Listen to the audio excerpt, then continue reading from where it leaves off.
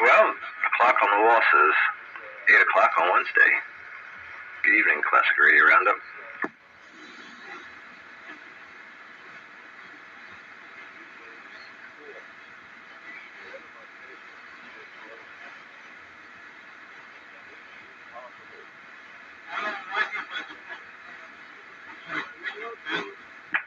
I think this radio's working. I'm picking up bleed over Bill from 14, so I think I'm working.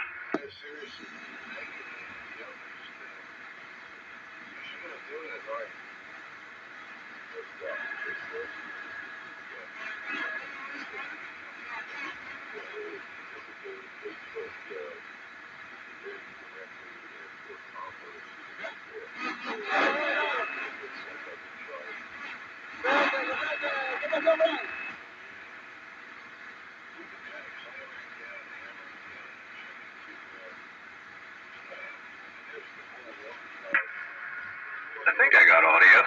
Looks like the needle moves a little bit. We hear you here in Ashbrook, Joker. Sounds like you're the Lone Ranger. Yeah, 10-4, 10-4.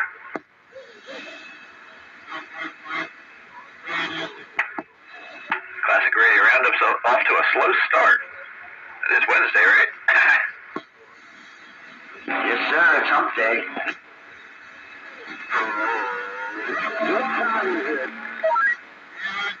I think it's 8 o'clock. 8:01. Classic Radio Roundup. Wednesday night.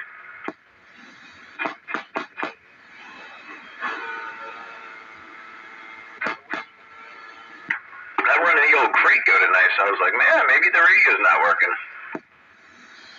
Krakow sounds like $1 million. No doubt about that. No, thank you. Yeah, it's a pretty cool looking radio. Looks like an old like a Valiant, or it's got a lot of chrome on the front. It's pretty cool. It's only a 23 channel AM radio, but looks pretty cool. Yeah, you know what? I got an old Krakow. It's only 23 channel rather. Well, it's got A and B 23, so it's a 24 channel. It's a nice base station, good looking base station. Really, really good looking. Lots of chrome. And to me, there's 2 meters on it and they're round. Upper, lower side, man. The work's good too. 10-4, that's cool. Yeah, this is a base station. Like I said, AM only. 23, so it's a vintage. But Train was talking about it one night, one of these radios. I think it was Train. So I went on eBay and I found one. And I was like, that's pretty cool looking radio. And the guy didn't want much money for it, so I picked it up. How much was it? It was cheap. I think with shipping, it was like $50 or so with shipping. Anymore, shipping's almost as much as the product you're buying. Yeah, no, you're right. My Crinkle base station is a super deluxe, it's called. Yeah, I'm looking at this. I guess the model number's on the back because it's definitely not on the front. Does that have a wooden case? I'm not familiar with Craco products. I remember years ago you used to be able to buy a base station from an old auto outlet named Penn Jersey. I don't know if you're old enough to remember Penn Jersey Auto Outlet. You could buy a Craco radio back then for like $25 on sale, brand new. No bells or whistles or nothing, but 23 channel. Brand new. 10-4. We had somebody else come in there, Beezer, for a second. Yeah, it's got a nice big front, like beveled outward chrome front with a wooden case. Well, it's metal, but it's faux wood. Faux.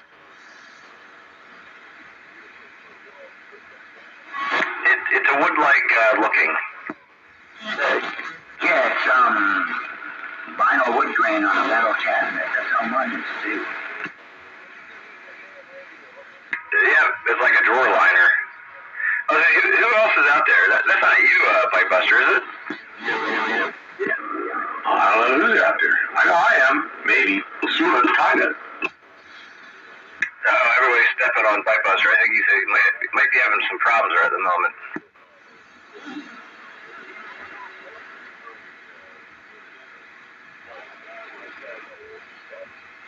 Well, I figured I'd get the night started. I didn't hear anybody else out there, so if anybody else wants to be free to talk, I'm just sitting here trying to take up some time. Yeah, battle on, man. Battle on. There's the ringleader. Good evening. Ringleader? No, don't you start that. You make sure we all mind our P's and Q's, because then you have to send it to the ref, which is the, never mind. Station control. Yeah, if you don't mind your P's and Q's, I'm going to dot your I's. Certainly.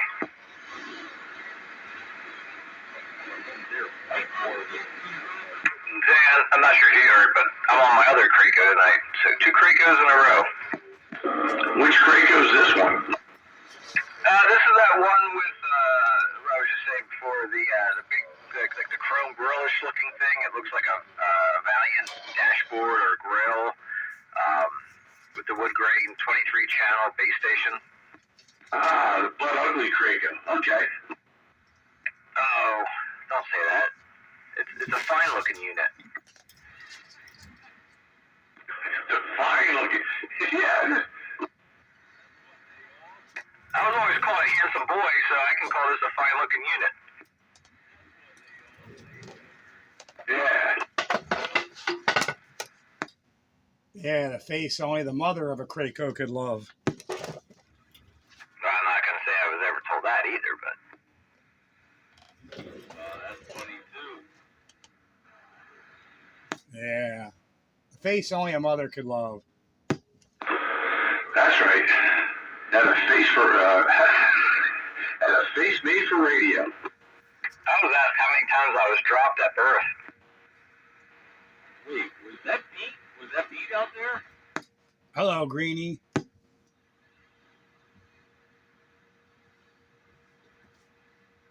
Why are you grassing it, Greenie? What do you mean? I just turned it up.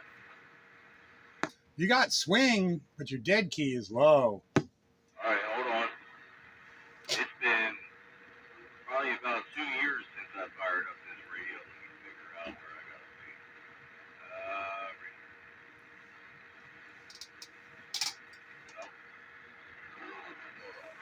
There we go. Is that any better? Yeah, it's a little better. You could use some more audio for me. I don't know about anybody else. But I hear you all right. But, you know, Trucker could cut your lips off if he was here. Trucker. Oh, no. Monkey Man and Marky Mark. What are you running anyway? You're sounding a little goofy. I'm sounding boofy? Oh, hang on. Did that fix it? Oh, you're playing with that rat gear, huh? No, I'm not. Oh. My Regency 123B. It sounds a little goofy. I don't know why that would be. It's set where it's always set. Same microphone, huh? Same microphones. Now it's at the same mic gains. I don't know why that got changed. But yeah, everything should be the way it's always been on this radio. Yeah, it sounds better now. I guess maybe you had it a little too hot. Yeah, well, things get turned as things get pushed around. You know how that goes. Oh, yeah. Yeah. Well, everything will be able to be heard tomorrow on the Joker 427 video gate on YouTube. Yeah, and if you don't like what you hear there, you can listen to it from here. And if you don't like either one, then you're SOL. Yeah, then you can take a walk off a short pier. Yeah, go find a tall tree and hang. Yeah, take a long walk off a short plank. The only way I can hear anything. Yeah, hello, Bite Buster. Hey, Buster's back. Were you having issues before?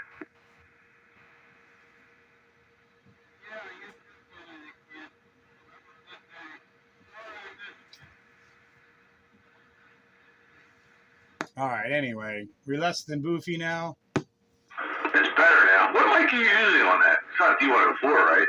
No, the sidekick. Ah, that explains it. Okay. Well, should I use the D104? If you had one. Well, it is a relay radio, so it might work. Hang on. Yeah, but is it a 3-pin plug? Not when you got a 4-pin adapter. Oh, you have an adaptive granter. Okay. That sidekick did not work for Chuck Norris. Sidekick works great on certain radios, but others it tends to be bassy. Well, it works really well on this radio when I'm on sideband, but maybe not so much on AM. Oh yeah, it's fabulous on sideband. Now I can hear Bite Buster.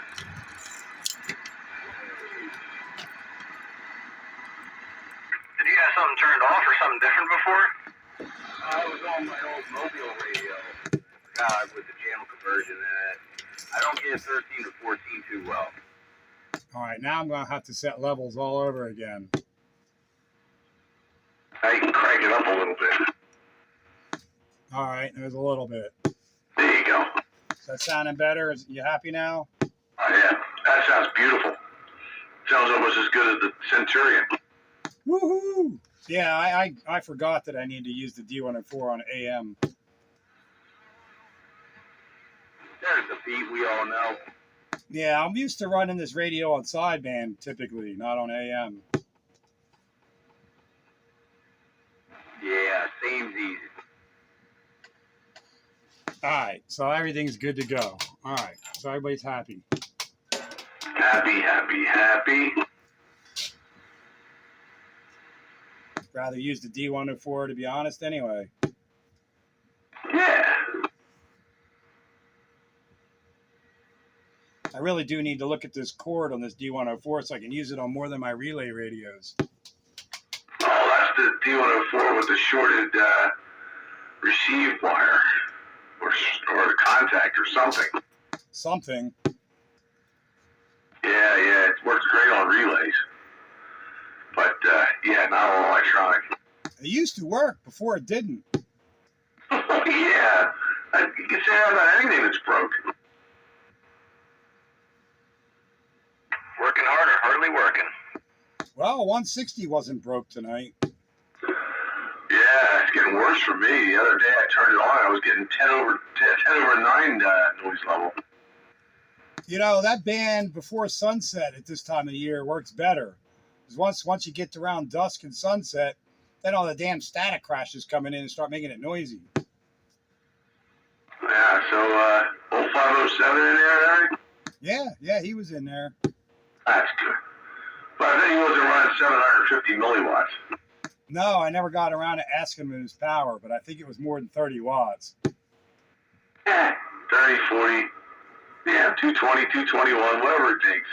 And just to keep things entertaining, Liberal Paul was in there. Liberal Paul?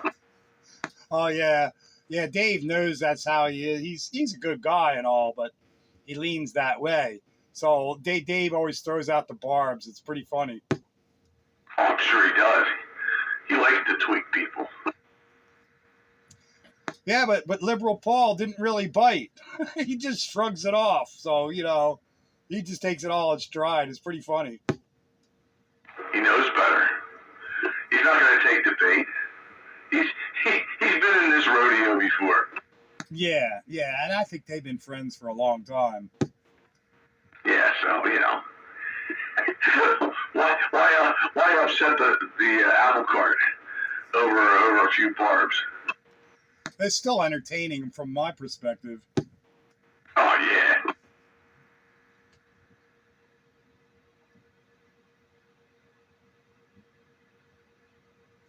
So who all's in here? Bite Buster, Green Dog, Joker, yourself, me, who else? Where's Wayne? Monkey Man! And Marky Mark.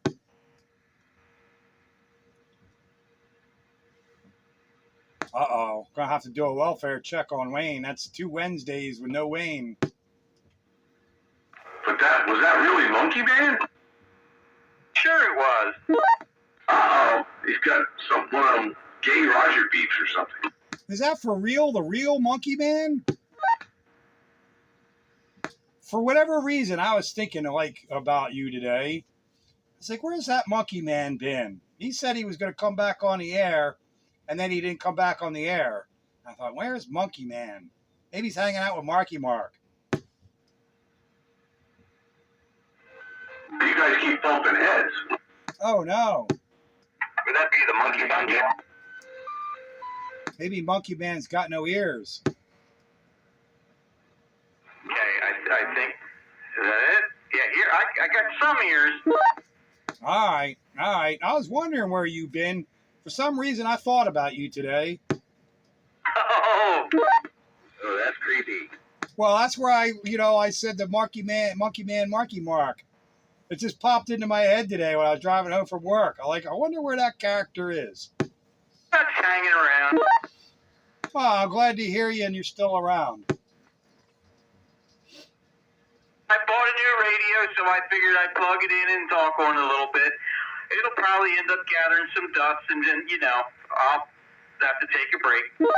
Did you forget that this is Classic Radio Roundup? It's a classic.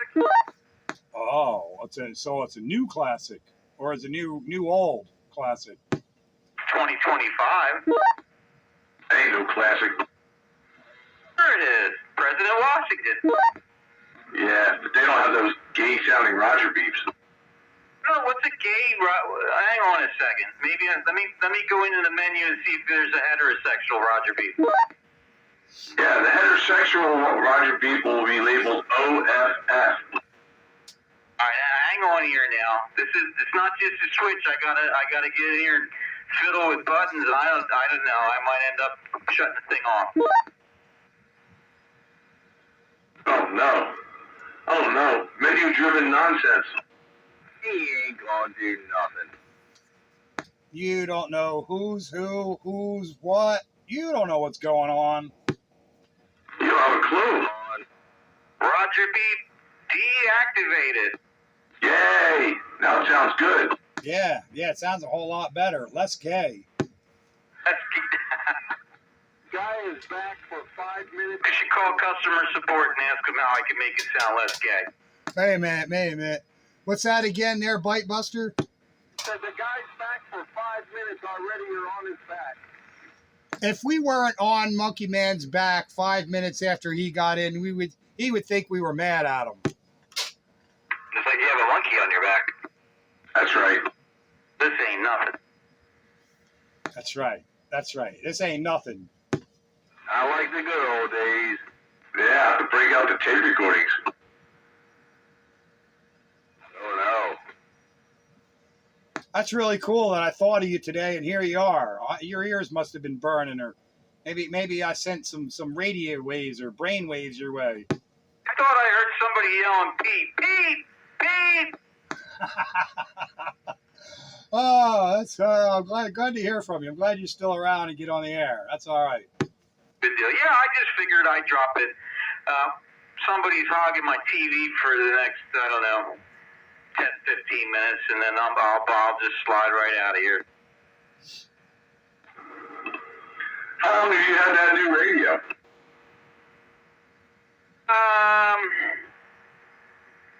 Well, maybe about a month or so now. Because, interestingly enough, let's see, what was it today? It was the Saturday before Easter. I was at my brother-in-law's, who I could spit on your house from his place. And he's got one of those funky touch lamps, and it started going on and off by itself. And I'm thinking, the first thing that popped in my mind is, I wonder if Monkey Man's on the radio, but he hasn't been on in a while. Oh, I don't know if this. I think. Well, I know he's right behind me here, but I don't know if what I got sitting here is going to be able to turn a lamp on and off over there. But who knows? Maybe. Could have been. Yeah, I've been on here and there. Well, I'm a side band, shooting some skip and whatnot. It's all good, man. Oh, that's kind of funny if that's true. The lamp's going on and off. He can come over and just, give me the high sign. I'll tone it down a little bit. That's funny though if that's true. Oh yeah, we were blaming it on ghosts. It's like, ghosts. There's ghosts in the house. Can you imagine how short the movie Poltergeist would have been if it was just a next door neighbor on a CB radio? Would have been the right time frame, Joker. Yeah.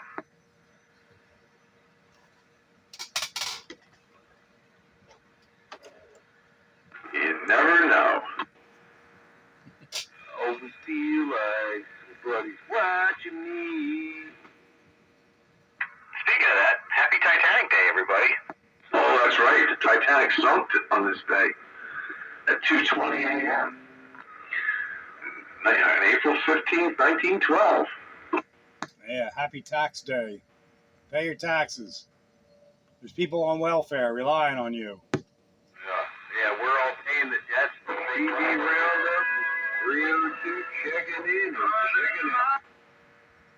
Yeah, quite a few rich people lost their lives that day. Yeah, and we all gotta suffer. And coincidentally, a bunch of really wealthy and rich and powerful people decided not to go on that ship that day. Interesting. Yeah, right? And then, what was it? It was a minister or a priest or something that was on the ship, and he got off in Ireland. Something told him to get off, and he did. Yeah, and then soon thereafter, the Federal Reserve was established. Coincidence? And didn't the ship cats get off too, or didn't board the cats that were hanging out the whole time? Yeah, the cats got off the ship. One cat drug his kittens off. They knew something. It was rigged. I'll be right back. Could have been the cats. They might have had something to do with it. Maybe that was it. Yeah, they hit some exploding mice in there. I don't know. My cats are always scheming something, so I don't trust them. They're cute little kitties, but I don't trust them. These are back cute. Cats are really space aliens planted on the planet to spy on us. I agree with Pete, only because we've got older cats, and dude, all they do is sit there and judge you and watch you, and like their playing days are over. For the most part, they like to go out in the yard and hunt or whatever, but man, they just sit there and look at you, and who knows what's going through their furry little brains.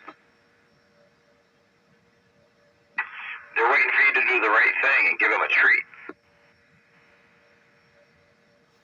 Well, cats are proof against the flat Earth society. Because if the Earth was truly flat, cats would have pushed everything over the edge by now. Yep, right there. Flat Earth disproved.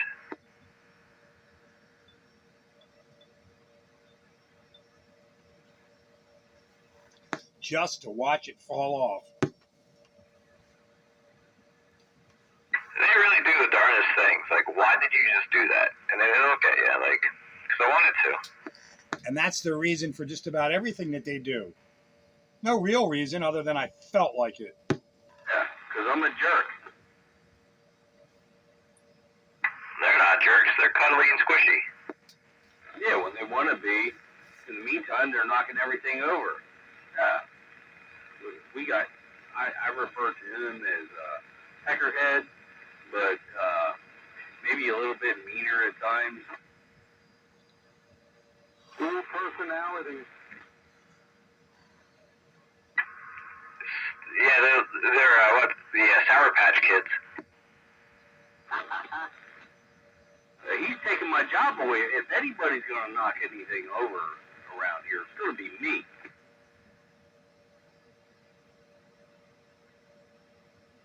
But he just feels to, take liberties and do as he pleases. Well, I don't. You didn't knock this over yet, so I'm going to knock it over. There you go. Beat him at his own game. On your leg every once in a while, Or give you one.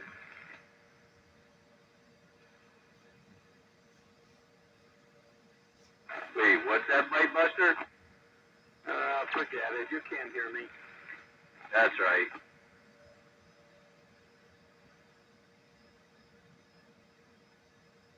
Who said what? I hear you, Bite Buster. I know. The recording hears me. The recording absolutely hears you. Did you oil up your chair? I don't need to oil up my chair. Misfit bought me a new one. Breaker standing by. Is that Wayne? Correct, standing by. Go ahead, finish the conversation. Hiya, Wayne. We were calling for you this week and last week. He was about to get a welfare check, but since you popped in, I can postpone that. Yeah, I'm okay. Last week, when you're retired, sometimes you just close your eyes and go to sleep.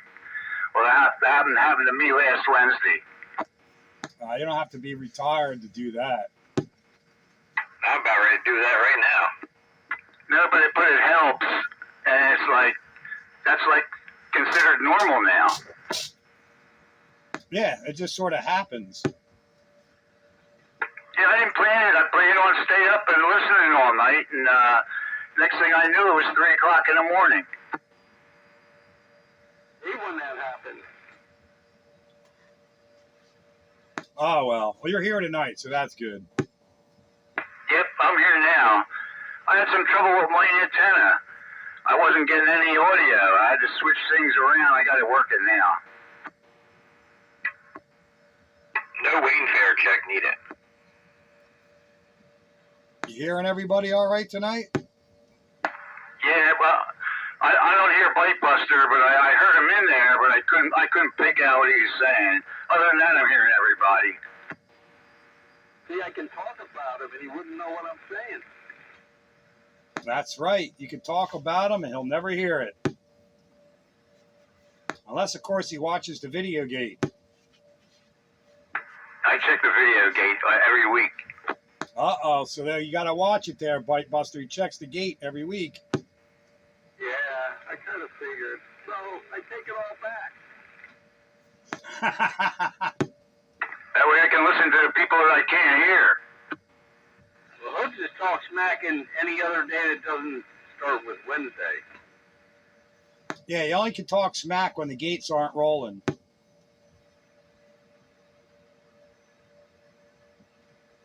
Or just talk smack when the gate is rolling if you don't care. I was just going to say, I don't care, so go ahead. Only if it's funny. Oh, that's what talking smack is all about, because it's funny. Doesn't have to be true. That's right. In fact, if it's not true, that makes it even funnier. Like a swimming pool in the basement. Or like your mama jokes. Yeah, or Jafava. Job, man. My dad was Rasta, that'd be a lot cooler.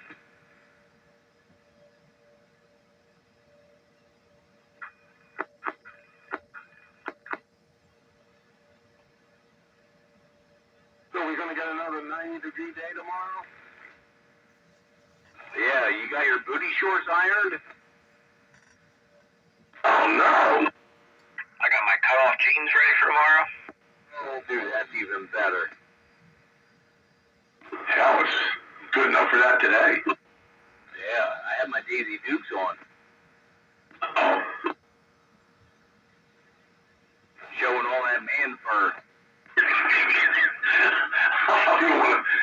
I can't even unsee that. Yeah, thanks for that picture I can't get rid of. I meant on my chin, come on. Wearing that fucking Good grief. iron it in the nut. You guys were just thinking about Daisy Dukes. So back to the Titanic. That's this conversation. Oops, sorry, I doubled. I said, speaking of Titanic, that's this conversation. Everybody on the Titanic is dead, so we can quit talking about them. That's right. Forget about it. The ship's still there, though. Yeah, that's the ironic thing about it. You know, the Titanic sister ship, the Olympic, had a pretty decent, service life and got scrapped in 1935. Then, nothing's left of it. The Titanic sunk, but it's still there. Oh, it's at the bottom. I guess that goes about being useful or infamous. Yeah. Yeah, nobody talks about the Olympic, really. I mean, it was every bit. It was the only one of the three Olympic-class ships that survived. The Titanic's hit an iceberg, and the Britannic hit a mine in World War I, and it sunk. Definitely a black cloud above that ship line. Yeah, I mean, the Olympic had a few little incidents. It got damaged. A military ship got caught in its wake, and it pulled it in, and it slammed into the back of it. And another time, it flung a propeller blade. And then during the war, it rammed a submarine and sunk it. Intentionally? So, yeah. Was that intentional on the sub, or was that an accident? Oh, it was intentional. The commander of the Olympic turned hard about and rammed the sub. And set the sub to the bottom. Ramming speed. My wife says ramming speed a lot of times. It's amazing that an iceberg sunk the one, but the other one runs into rams a submarine, sinks the submarine, does little damage to itself. Makes you wonder about the meteorology between the three ships. That must not have been the same. It was an underwater missile. Yeah, that bomb. Yeah, it was just a bad juju there. That hit that iceberg, and it bumped and knocked holes in so many compartments. Four compartments could have flooded, and the ship would have been able to stay afloat. But it's like an ice cube tray. The water just kept flowing over top of the bulkheads, and then it was doomed. British engineering. Yeah, but wasn't it something about the meteorology and the hull plates that it was more brittle? Instead of bending, it cracked? Yeah, there was some talk about that. It's because the water was so cold, and the type of steel, the mix in the steel, it had impurities in it or something. There was some talk about that. They're just trying to steer you away from the truth. That's right. They're always trying to steer you away from the truth. That's where conspiracy theories come from. Yeah. Now the big conspiracy theory now is that the Artemis mission never happened. Didn't you see the trolley taking the astronauts off of the rocket before it went up? Yeah, right.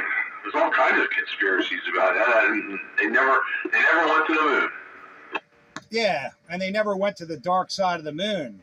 As a matter of fact, it's all dark. Yeah. Didn't you listen to Pink Floyd? Hopefully the astronauts were when they went around the dark side. That would have been apropos.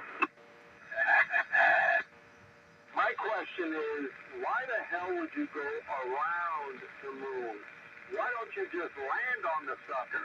Don't go around it. Don't mess around with flying around it. What are you, like a drive-by? Apparently, they're the first ones to fly around to the dark side of the moon. Nobody's ever been there before, from what I understand. We got some excellent CGI pictures to prove it. See, I don't understand that.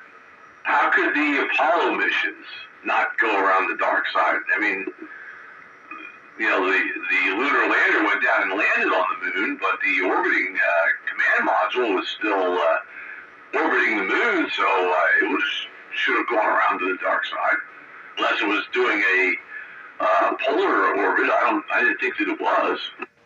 Yeah, I don't know. It kind of raises more questions than it answers. But yeah, I thought they orbited, and I thought they used the moon's gravity to slingshot back to use less fuel. So once they said, "Oh, we went the furthest that anybody's ever gone because we went around the dark side," I'm like, "Huh?" So I'm with you there, Dave. Yeah, I mean, the Apollo did that. And Apollo 13, for whatever reasons, because of their predicament, they had to slingshot around the moon a certain way, and that made them stretch out further, and they had the record for the furthest distance that Artemis just broke, because they did the same thing. They flung around the moon, and they did not park themselves in orbit. They just did a flyby. And that's what Apollo 13 did. But all the other ones, they parked themselves in orbit, but I'm pretty sure they still went around the dark side. Yeah, so how does this Artemis make a distance record when Apollo 13, I remember, them saying, we're going to lose transmissions out of them because they're going around the far side of the moon. And then I hear that they say the Artemis is doing that, and they're doing the farthest. Like, I thought Apollo 13 already did that. So what is it, an extra distance of 100 miles or something they went? Yeah, it wasn't a lot, but they went around. It's because they didn't park in orbit. They just slingshotted around the moon, so they went out further than you would for an orbit. They basically created an elliptical path, and then they just slingshotted around and came back. And that's why they went out so far. That's why Apollo 13 went out so far, because they did the same thing. They swung around the moon and used the thrusters from the lunar module to get them back on course, because the service module was inoperative because the oxygen tank blew out. Okay, so it was a matter of breaking a record but not shattering a record. So, all right, so it's not really that big of a deal or that big of a difference. Yeah, pretty much. It's not, it's just numbers. Yeah. Well, they made it sound like a big deal, and I was questioning that. Why are you making that sound like a big deal? Because that broken Apollo 13 did that. I thought, and okay, so I did think right. So here's the thing. All successful Apollo lunar missions orbited the moon. Apollo 8 was the first one to do it in 1968. Come on, freaking 100 years ago they're doing it. Yeah, but was it a polar orbit or an equatorial orbit? They're still going around the moon. We think they're going from north to south and staying right in the bright side. No.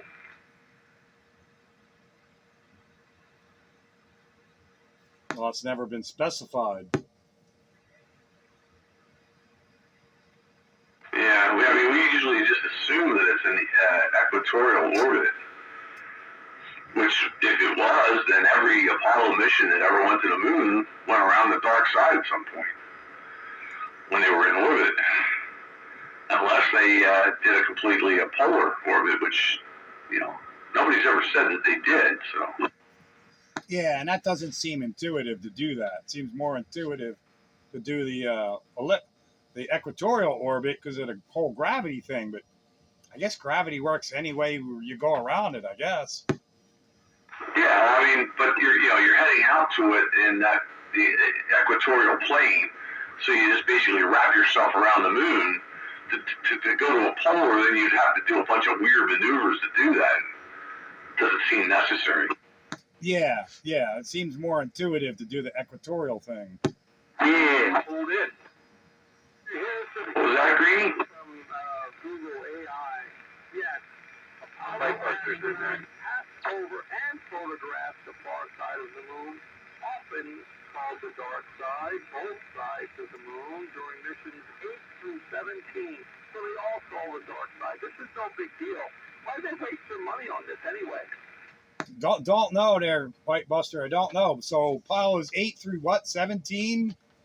All flung around to the dark side of the moon. So they made it sound like it was something new or some big deal. And I'm thinking, I thought this has all been done before. Except for Apollo 9. Yeah, that's right. What's going on there, Scofflaw? What do you call me? Scofflaw. You lawbreaker, you. Yeah, I know, right? Hey, Bagger, why are you grassing it? Put that what's called in line. You sounded better. I had to beam up towards White Buster so I could hear him, but even though I did, I couldn't hear him that well anyway. Oh, okay. I see. Yeah, I'm a lawbreaker. I got paid $1,000. But then I can go 60 feet up, and there ain't nothing he can do about it, except look at my pretty antenna. What happened? You got fined for your antenna? No, I didn't get a fine. Tradition township, you got to pay $1,000, and you got to have it 60 feet away from your neighbor's yard. They can go up 60 feet. I got to have a fence around it, and they can't go over at 80-mile-an-hour winds or something like that. He basically had to get a permit for his tower. $1,000 for a permit? Wow. Yeah, I thought that was a little excessive myself. That's crazy. Did you have to move it? The thing is, if he had an amateur ticket, he could cite PRB1 and give him the big number 1 symbol. Somebody did that. He had a tower for 120 feet, and he made him take it down. That RB1 didn't work. They didn't have a good enough lawyer then. That's right. He didn't have a good enough lawyer. That's a federal preemption.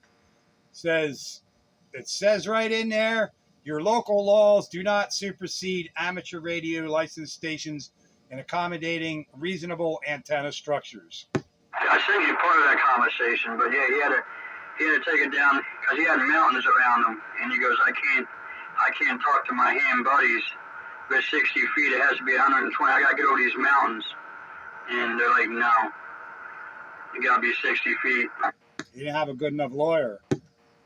Well, see, the point that gets hung up on is the part in PRB1 that says reasonable antenna structure. So, it's subjective what is considered reasonable. And that's the problem. That's why you need a good lawyer, because it's subjective. But the bottom line is, with PRB1, they cannot deny you. They can fight you about the height of it, but they can't deny it. Exactly. So they could say, 60 feet's reasonable. That's what they did, 60 feet. So yeah, he had to learn. I don't think he did. I think he kept getting fines or something. Excuse me. Well, anyway, at least you'll be able to keep your antenna. Even though it's going to cost you more than it should, but hey, you want to do it. And then what's even better is now your neighbor, he's just got to shut up and deal with it. Yep. And at 30 days that they had on me, it just got wiped out. So I told him I paid $1,000. But I'm trying to find out if I'm going to stay here. If I'm not going to pay the $1,000. Yeah, that would seem silly. Yeah, it's only worth it if you're going to stay there. Exactly. So it's up in the air right now. Once I find out, I'll pay the $1,000, and I'll put my antenna up 60 feet, and there ain't nothing you can do about it. Did your neighbor turn you in? My one neighbor. I don't know. He really can't see it. It's behind a tree. For God's sake. I mean, if you look at my yard, the tower kind of blends in with the tree because it's rusty and silver. I mean, you got to really, really look. You can see the antenna more than you can see the tower. But you took mostly a picture of the tower. You got a little bit of my radios in there from the ground plane, but he was complaining about the tower. He doesn't like the tower in my yard. Or his wife doesn't like the tower in my yard. Neighbor, nothing better to do. Exactly. Put Karen next door. Right, keep your nose up out of it. Yeah, nosy neighbor.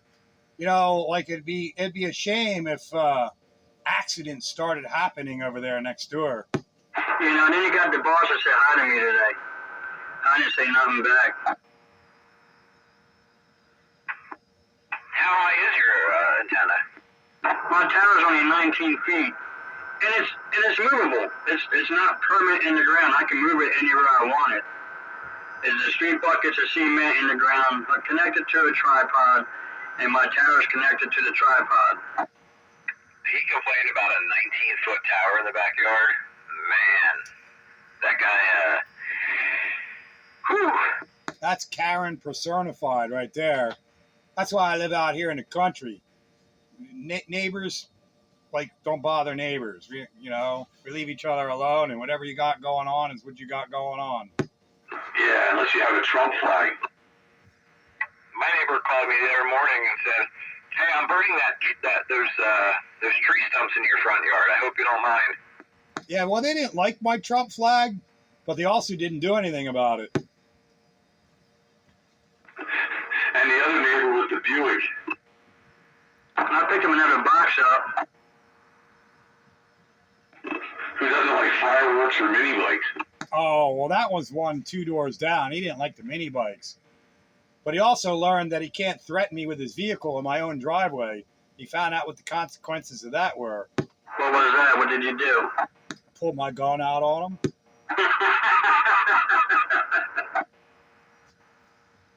ultimate equalizer. And then when he was backing out, he hit a couple of rocks backing down my driveway because I freaked him the hell out.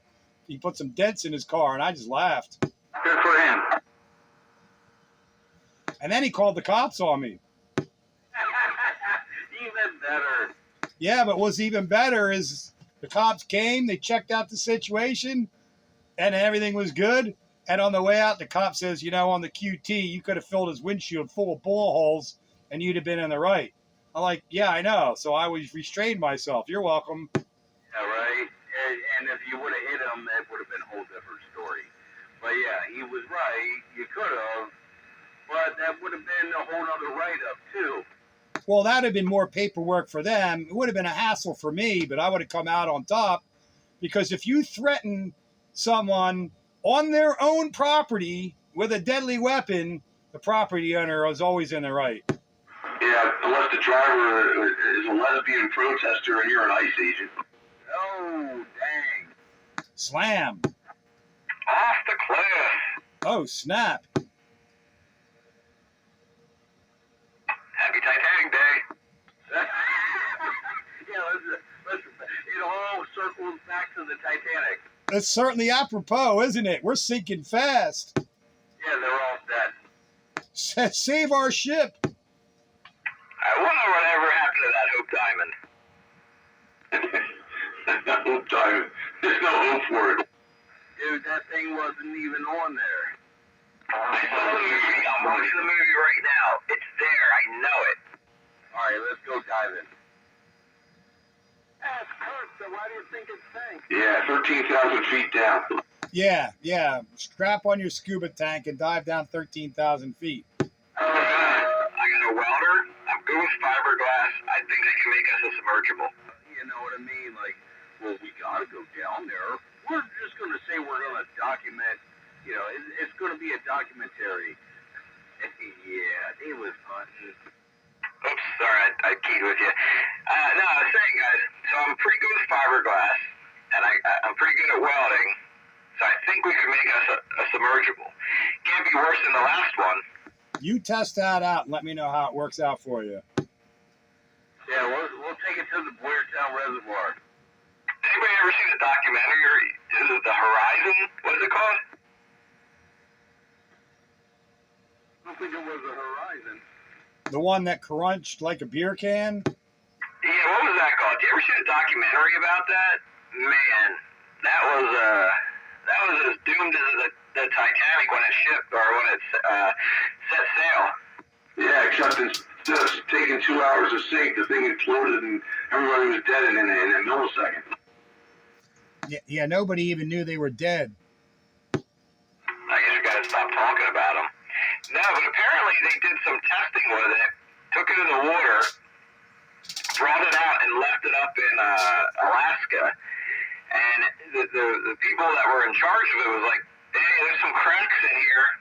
And apparently it must have gotten wet inside and sitting up in Alaska winter all year, uncovered, or all winter, froze. And you know what happens when you have water inside of layers of carbon fiber at that point. But they said that they think that's what happened. It just started popping the seams. Yeesh. Anybody ever watch anything with Josh Gates? That like the investigation nowhere and stuff like that. He went down in that, but he only went down, maybe a couple hundred feet, and he was just like, "No way! Do not take me any deeper." Like the middle-aged man with the hair. Oh, he always has a hat on. Yeah, he always did all those investigation things. He did a lot of like the like Bigfoot and the aliens and stuff, and yeah, he was doing all that stuff. Never found anything, but yeah, Josh Gates. His TV shows were interesting, but yeah, he went down in it, and he was saying stories about it. And he was just like, "No way is this going down to the Titanic." Might as well be sending people into space in a welded up oil drum. The guy, he's like Indiana Jones type. Yeah, like you said, it's funny. His shows are great, but he never finds or comes up with anything. He did a lot of stuff with like the pyramids in Egypt and stuff. Sounds like somebody to invest some time in.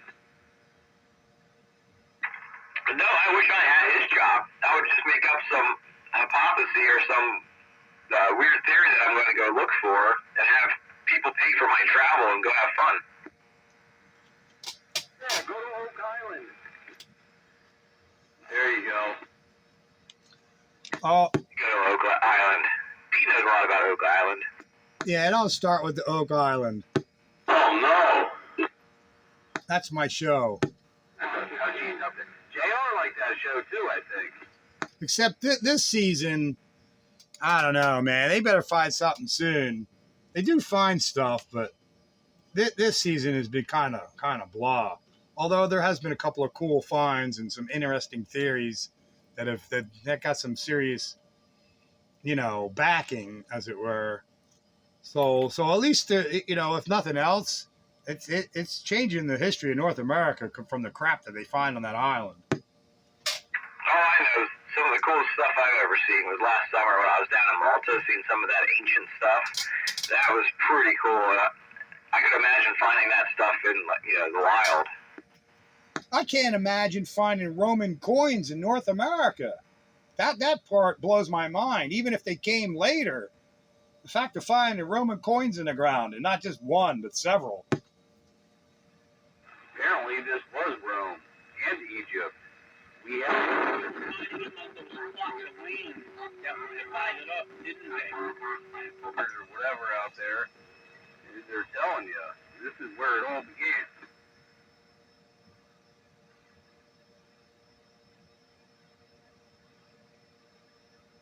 I don't know. I always say I hope they find something soon, or I'm not gonna watch it.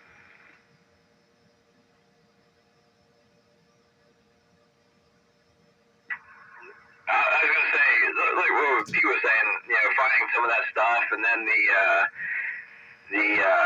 the Templar type stuff, and just the amount of weird stuff under, layers of sediment and coconut fibers. It's pretty interesting. The fact that they're finding constructions that they can date back to these constructs, these roads and things that have been built, and they can date it back to the 12th and the 13th century, and they're all of European origin construction. Nothing like that has ever been found in North America before. It proves that Europeans had been here the 12th and 13th centuries, which is a couple hundred years before it was officially found. I mean, we know the Norse made it here in the 10th century, the 11th century, but they only made it to the tip. They didn't really leave a whole lot behind, but a settlement or two. This is on a whole different level. Well, they made it to like Minnesota.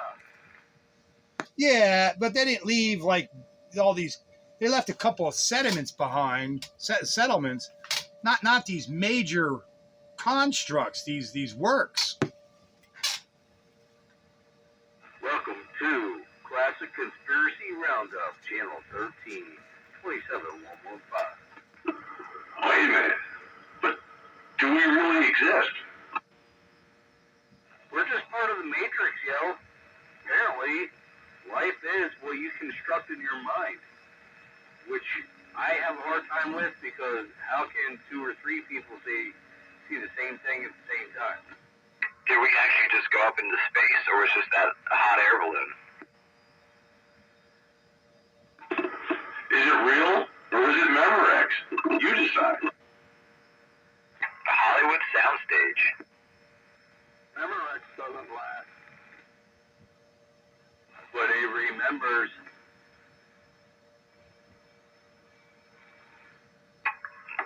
But does it? Because if you go to play the dead Memorex tape, does it actually remember? Well, maybe it's your tape player, man. Well, man, what if CAT really spelled dog? Yeah, I was going to ask you about that, Dave. When you said about going back to the tapes, you still have a tape player? I have tape players. I kind of assumed you would, but... The tape player in it.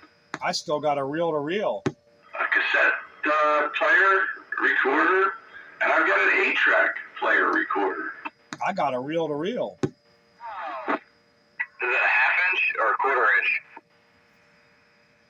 Oh, I don't know. It's a standard. I guess it's quarter-inch. I got an old 1940s, 1950s wet core, quarter-inch, one head, with the really cool the Pac-Man recording eye on it. Yeah, the Magic Eye.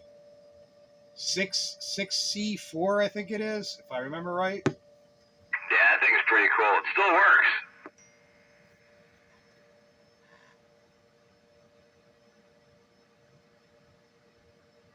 She's a beaut. Let me tell you, Clark.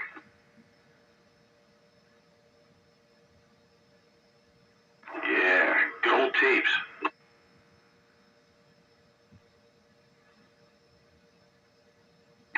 Tapes are really cool. I would love a nice big old, 16-track, 2-inch reel in the basement, but man, it's so much maintenance. Yeah, it's not. That's not for home use. That's professional studio equipment. Yeah, the last guy I was dealing with in that studio, he had a 32-track system for 2-inch reel, and he does professional, tape conversion, and he's very finicky on what tapes he'll put on that machine, because he's like, it's a beautiful machine, very well maintained. I don't want anything happening to it.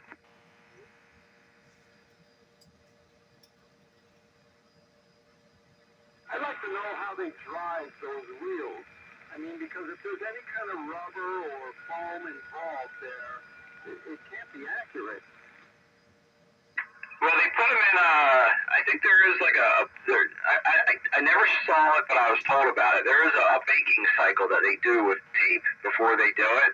And after you do the bake, you only get one chance to dump the reel. He was telling me he had some old original Led Zeppelin 2-inch that was given to him to transfer from the record labels. And he started running it, and he said they were so dirty and so bad, they started leaving residue on his machine. He's like, I stopped the project, took it off, contacted them, and said, I am not going to finish this project. Oh, no. I got tapes, reel-to-reel tapes from when my dad was on Wi-Fi 92. You got the Ultra T on tape? I got the Ultra T on reel-to-reel. Yeah, that's worth that. That's some nostalgic, sentimental value right there. I know. I really, I told him I was going to take it off a reel-to-reel and make it digitized, but I never got around to it. I really need to finish that. I got a whole box, probably 50 reels of his Wi-Fi and WIBF days. Well, if anything, after the last couple of weeks or a month or so of us talking, anything on tape, get it digitized. Yeah, I really need to. I know them reel-to-reels ain't going to last forever. No, they tend to get kind of sticky. Well, they're already, holy crap, 50 years old? Oh, that's not good. I got many TV tapes that are just a few years old and they're already disintegrating and not working correctly. Yeah, you better get it done. I played a couple of them a few years ago. They still seem to be okay, and they're down here in the cool and dry basement. Well, certain tape formats do last longer than others. The mini DVs, I can attest to that with you, Bike Buster. Some of them are perfect, and some of them just degrade quicker. I think it's I think it was trying to fit that much data and everything on those small little tapes. Yeah, I guess it depends on what manufacturer you get them from as well. But the older reel-to-reel stuff should be fairly heavy. Yeah, I just did my two of my band's ADAT tapes.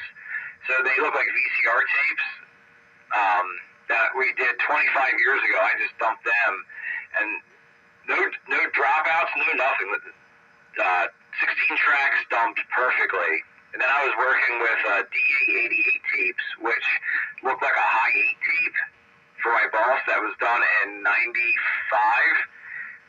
Almost completely degraded. There was almost nothing usable from them. Yeah, well, I know these tapes are still okay for now, but I really do need to digitize them for sure. Yeah. It's not hard to do. It's just time-consuming. You're exactly right. Yeah, because there's no fast forward or anything. It's real time. You got to do everything real time. You got time on your hands. Yeah, I'm not retired yet. Anyway, how did the new one sound I picked up? You got to do what I do when I'm doing the old VHS tapes from my family. On like a Saturday morning, I'll start a tape, and I'll set a timer on my watch, and I'll go about doing my business during the day, and when it beeps, I go down and check it. Hey, Goose. Yo. On this Galaxy radio of yours that I have, did that ever work right? I think so. I mean, I got it, I hooked it up. I mean, I didn't see anything wrong with it. I took it down to Kenny, he peaked it, and I get it back, everybody single dropped, took it back down there, he adjusted that. and then brought it back home, and I noticed 19 is also 18 and 19A, and some other channels were the same channel. Yeah, well, that's not the major problem with the radio. I mean, the IFs were out of alignment, which made it like it was getting bleed over. Well, what's wrong with the radio is there's a spur being generated inside the radio. I guess you call them a birdie. And half the channels have it on there, and it heterodynes with whatever comes in. And, you know, I aligned it, and everything's beautiful on it, but, you know, people will heterodyne with this birdie, and I'm trying to figure out how to eliminate it. It's a real bugger to figure out. I don't know what that means, birdie. It's like a self-generated carrier inside the radio. It's a mixed product. It's an intermod or something, and it falls on your channel and it interferes. It's like a constant carrier there, really weak carrier, and you know weak signals will heterodyne with it, and you know you'll hear squeals or whatever. Roger. I know it does it on sideband on 13. I think it's channel 13. It gives you like a rare noise, and I believe that's one. There's like the mic, where the mic plugs in at. There's that, I don't know, that little clip right there. If that's too close to the mic pin, it does it. But I don't know if that's the case with that or not. That's interesting. That might be a ground issue. But yeah, you'll hear it on sideband and AM, but you'll notice it on sideband because it'll heterodyne with the sideband oscillator. And that's the main problem with this thing. I put the other filter in there that he gave you. The original filter was 3 kilohertz wide. This one's 7 kilohertz wide. So I guess it's better fidelity, but it seems like adjacent channels come in easier. So I'm not sure if I want to leave that in there or not. Okay. Yeah, I don't know if anything was meant with the other filter or not. I just know that when he peaked it out, that's when I noticed all the problems. Yeah, I didn't do anything with the transmitter because the transmitter is working beautifully. Ignoring the fact that the limiter's been removed, but I'm not even worried about that. But the receiver is, it's peaked up. It works well. It just has these birdies in it on several different channels. On all the bands, and like I said, I'm having a little trouble figuring out where it's coming from. Yeah, I don't know. I got a brand new one in the box. You can try it out and see that one does the same thing or not. Yeah, so I'm not sure if it's a design flaw or everything looks good. I mean, there's nothing out of place. There's no blobs of solder or cold solder joints, and it's too new to have bad caps and all. So. Yeah, I just know a ham operator owned it, and his son found it in the box. I guess Dad really didn't use it that much. I wonder if the ham operator changed the frequency crystal in it to put it further up into 10 meters. I really didn't take notice to see if this is the right band span or not. Oh, it's interesting. But if you put a different crystal in there, that could be the mix that changes everything. Roger. But I'm glad I said something. I'm glad you did too, because I'm going to have to look into that and see what the story is there. That might be the reason. Okay. I hear that. Yeah, that's kind of... I didn't know nothing about it. You can change the crystal for a different, I guess for ham, whatever. It goes pretty far up into 10 meters, already, but I don't know if that was the way it was designed. This thing's got good coverage. It goes all over the place. Does it? I didn't mess with the channels. Yeah. But, yeah. I just got to figure out why there's these, because it's terrible. I mean, I was using it last week. You weren't in there. I was using it on Classic Radio Roundup, and, it was a bugger because just weaker stations were heterodyning with that birdie inside the radio, and it was just making a mess of things. That kind of sucks. I had to keep moving the clarifier around to get around it. it's like, you know, you put it in one place and you got to move it back to transmit it. And that's not good. Try your fingers out. Yeah, so all right, I'm gonna see if that crystal was changed. Okay. Yeah, it could have been. I don't know. I picked up a new toy over the weekend. New toy, not another amplifier. Yeah, I picked up a couple new toys actually, but yeah, I picked up a 8-pill for $500 bass box. Ooh. I can't beat that for $500. You don't need to be any stronger up here. Hey, Pill's gonna have more power than this Galaxy 2 amp, this RM Italy 2 amp. Roger. I got it on now. I'm just trying it out. The RM Italy amp. No, I got the 8-pill. Oh, you're running the 8-pill now? Yeah. Well, that's why the hell you're an S unit stronger than Bagger. No. Oh, yeah. He's an S unit stronger than you are. Usually he's the same signal as you. I was wondering why he was stronger.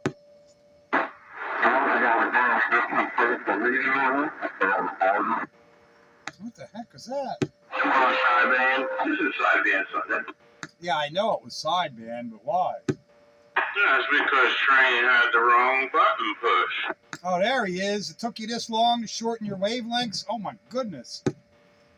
Actually, I had to get a radio out of the box and hook it up and everything. I was going through all kinds of stuff, and since everything is over here in Studio B, it hasn't really been wired properly yet. You couldn't find the push-to-talk switch there earlier? There was no room for me there. Yeah, when Paul gets in there with Dave, it's kind of rough. Even I got kind of pushed off to the curb a little bit. Yeah, I chose to just listen, and it was all right. I didn't have a problem with it. You heard everybody okay? Well, the one guy, the fourth guy who came in, I could get him in bits and pieces, but not real clear. Not enough to be holding a conversation. Yeah, he was a little rougher. He was only running 70 watts, though, from up in Massachusetts. I think you spoke to him before. I know I have. Yeah, I wasn't sure who it was, But yeah, I was all right listening in. Yeah, I get that. Sometimes it's just as much fun to listen if there's something going on. Not only that, but sometimes you could break a conversation if a conversation is really good, and then you interject yourself. It changes the tenor of the entire conversation. So I didn't want to bust that up. I thought it was all right. Yeah, well, when Dave and Paul hit on a topic, they were kicking it back and forth. They're like, I got nothing to add. I'll just sit here and listen, maybe I'll learn something. Nice. Not Pete. But anyhow, good evening around the band. Train signing on Classic Radio Roundup. Well, I'm glad you could shorten your wavelength. Good to hear you. I was wondering when you were going to pop in. County, what? Good evening there, Train. Evening there, Joker. Good evening there, Train. Evening, Goose. Hey, it's sounding good up here, man. Hey, hello there, Bike Buster. I'm in here, too. Hello, Night Train. Hey, Wayne. Long time no hear from. Hello, Bagger. It's been a while, too. There's Wayne. Wayne's been in here most of the night. I thought you did a welfare check on him and he didn't answer.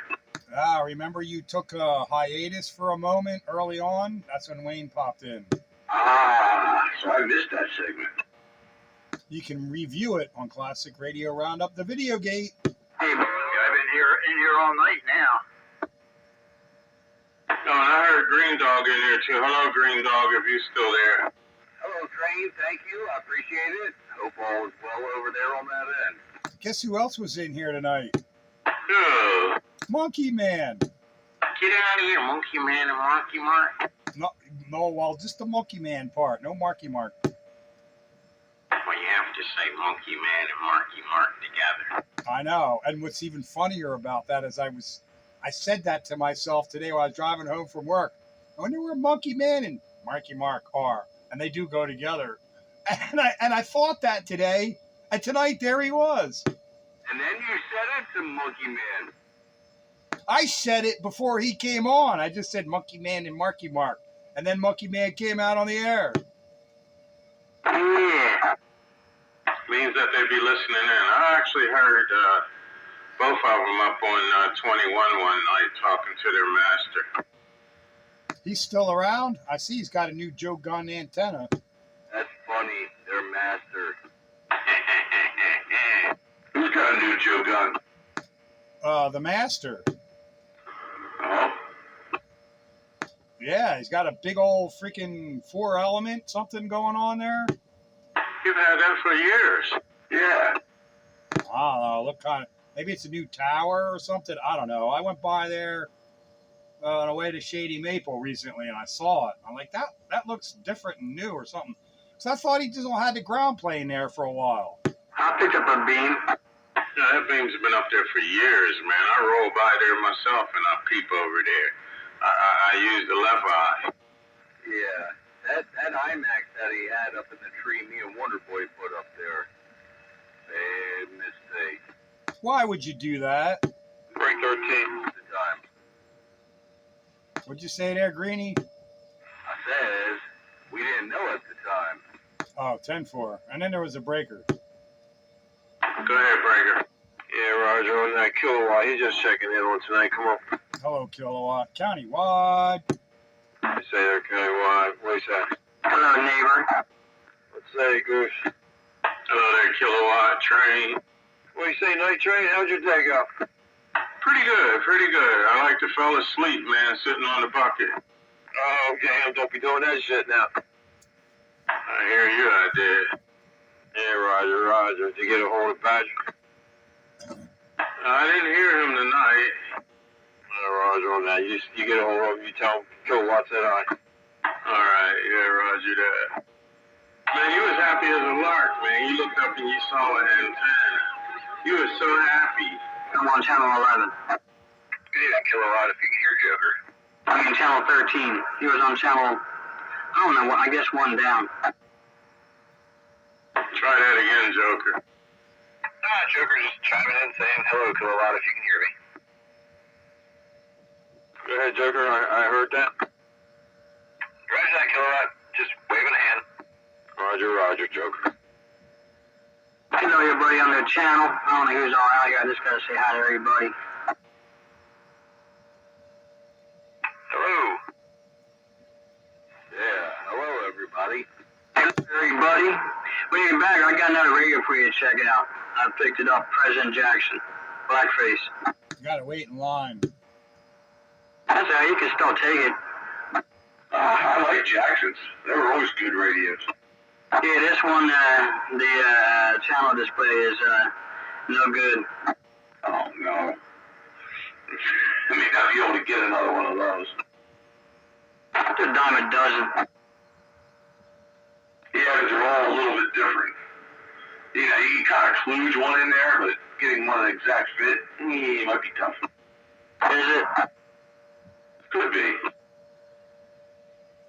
Specifications are subject to change. Terms and conditions may apply. $100 wasn't bad. Someone put an echo board in it because there's a knob hanging out the bottom. I also picked up a 2-pill 2079 Toshiba box. Ooh. Variable driver fixed. Over here, y'all. Where are you getting all this stuff from? Is it variable or fixed drive? To Maryland. Her boyfriend died. So I got the 8-pill base box, a 2-pill, and there's a couple other linears that other people bought that I bought back with me. Oh, wow. Yeah, that's a pretty good haul. She still got a couple ham radios. One is an old tube, and one is kind of newer, but I think it's still old. What's the tube radio? I got pictures. I'll send it to you. All right, send me the picture. All it takes is Johnson Viking. that would make 5-07 happy if I had one of them. Oh, boy. Yeah, you be the man. He'd tell me right away how to modify it. My beam should be here tomorrow there, Night Train. Tell me how to externally modulate it. All right, there, Goose. I'm gonna throw it in my car and bring it over to you so you can see it. You want me to bless that rascal? Oh yeah. What is he? He's got a beam? Moonraker 4. Oh boy, your neighbor's gonna love you. A real live, real one? Brand new in the box. Yeah, real one before AS bought them out. Oh my God! In the box, new? Holy crap! Yeah, and I got it cheap. Now, if you had a PDL2 brand new in the box, I'd be fighting somebody for it probably until they had more money than me. I can pick one up for you, but it's not new. If it's in working condition and not that expensive, I'd be interested. $220, I think he's asking for it. It's still on our Facebook Marketplace. Only thing is one of the plastic pieces have like a little crack, but that's an easy fix. Yeah, 220 is more than I can sneak out of the family budget. You want it? I'll pick it up. You just can pay me with food stamps. Pay you with food stamps? Diapers, milk, and bread, baby. Hey, whatever works. If you want it, I can pick it up for you. I mean, you can pay me little by little. I don't care. Yeah, maybe work out some kind of trade or something to other. Yeah, and a little bit of cash, maybe. Yeah, I would stick that. Well, I know right where I'd stick it. I'll see if he still has it. And then I'd run my 2 feed lines to it with my high gain coal phaser. There you go. Oh, that was the bomb, man! That was the bomb setup. Yeah, hit him at both angles. I'll take my VHF tri-bander vertical down and put the PDL2 up top. Ooh, the rotor. I already have a rotor. You could put a bicycle chain on it there, Bite Buster. A bicycle chain and a crank. I need a whole lot of chain. I would need a lot of chain. That's what I went down there for was a rotor. And look at all the CB stuff she had. That PDL2, I think, was the best 10, 11 meter antenna I ever had. I think it's one of the best 11-meter antennas in the world.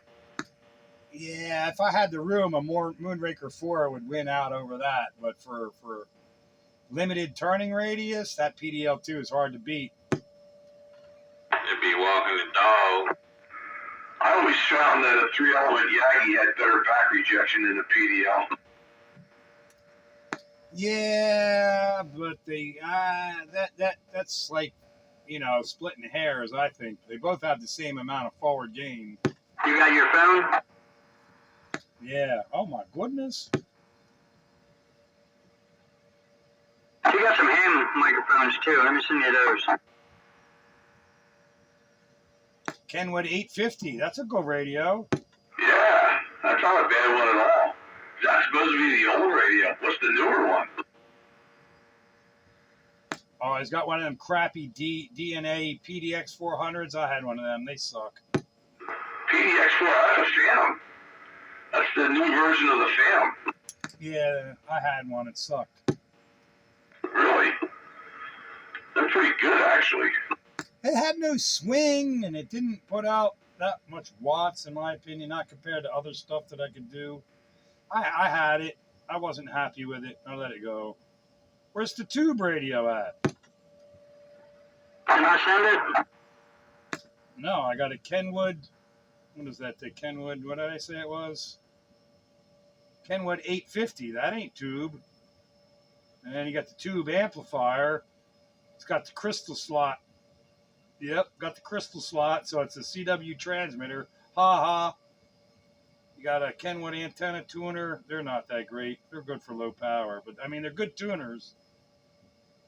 Nice Kenwood, what is that, MC50? Yeah, the Kenwood MC50. That's a good microphone. What's the other one? Kenwood MC80. The one all the way to the right, that's on the very edge of the table. I was told that was a tube ham radio. All the way to the right of what? The edge of the table. What picture is it? Let me see. Hold on. I'll count. Oh wait, I'm in my pictures. Hold on. Never mind. I'll send it. Hold on. He sent me a picture of the Kenwood radio, the PDX 400, the Kenwood antenna tuner with some CB on top of it, and 2 microphones. Oh, there it is. Oh, that's a hybrid. What is that? That's a Kenwood. Which one is that? Where's the model number on that? It looks like an 830, but I don't see no. Oh, there it is. No, where's the model number? Hang on, I can't find it. Oh, there it is. It is an 830. Yeah, that's an 830. You had a 530. I had the 530. The 830 is basically the same thing, just a little better. Yeah, so that 530 you had the best audio in any radio you had. I really did have good audio with that MC50. What do they want for that 830? Do you know? No, I can find out for you though. See, it still might be out. Which one is that? The older one or the newer one? The older one. Well, actually, let me know the price on both of them. If the price is right, I'll take them both. But if the price is reasonably good, I like that 830. I'll find out. I remember right after I got my ham ticket, guys were telling me to get a Kenwood 530 for like $400 or $500, and you'd be set. You'd have a good sounding station. Those 530s, they sound good by accident. You don't even have to try hard. Helps to align it with the carrier oscillator a little to the boofy, or not boofy, but the bassier side. I had that MC50 and that 530. I used that for a number of years. That was like my first HF radio when I was a general. I got it off a K3 Valley Forge. Remember him? Valley Forge Dave. I wonder if he's still alive. Yeah, I don't know, but that's where I got it from. I had that for probably 10 years. That was, and then when my wife got Tech Plus, I gave it to her so she could get on 10 meters, and we used to talk 10 meters at night. What happened to it? I sold it. But the 830 is better than the 530. It's got a few more bells and whistles, yeah. But it's essentially the same radio. I mean, you get down to brass tacks, it's the same radio. I guess you didn't like talking to her, huh? No, I married her. Oh, so that's why you sold it. You didn't need to talk to her on radio. No, I didn't need to talk to her on the radio anymore. I could talk to her face to face. Right? She's in the same room. But when we had different houses and we were just dating, she went and got her license. So I gave her my 530. But of course, then I got it back when we got married. Then it became mine again. But anyway, I ordered one after she had left, and she's supposed to get back to me. And she says someone told her she can get $600 for the ham radios, which I don't think is right because they're kind of old. Nah, that 830, if she wants more than like 200 or 250 bucks, she wants too much. The 850 or the other one, the newer one, she could probably get a bit more, but it's still dated. Yeah, I'll let her know. I got an April for $500 base car bill. I mean, so you know. If she lets that 830 go for 200 or less, I'll buy it. Alright, and I'm gonna send that dude a message about that PDL.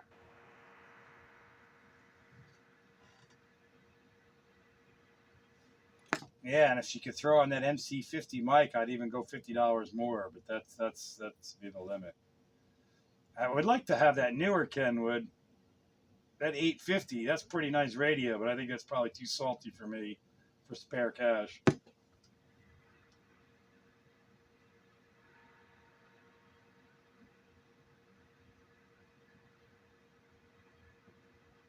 I just looked up his call. Valley Forge Dave is still active in the QRZ you could be dead for 10 years before it goes away. Yeah, it's true. His car expires next year, 2027, same as mine. Yeah, he wants 240 for the PDL, but I'm gonna try to get it cheaper since it has a crack in it. Yeah, if I got to do repairs, the last one I got, I did, well, I had to rebuild the whole thing almost, but I got it for free. I had one in Norristown. I kept, every time I pointed towards Philadelphia, I sent the garage alarm off every time I keyed up. What was Sammy's handle? I can't remember his name, on Burnside Avenue. Burnside Avenue, I don't know. Sammy, yeah, I know who you mean. His name was Jerry, right? Yeah, what did Jerry go by? You had to know Jerry, Goose. You had to know Jerry. He lived on Burnside Avenue. That's where I got the PDL2 from. I probably do.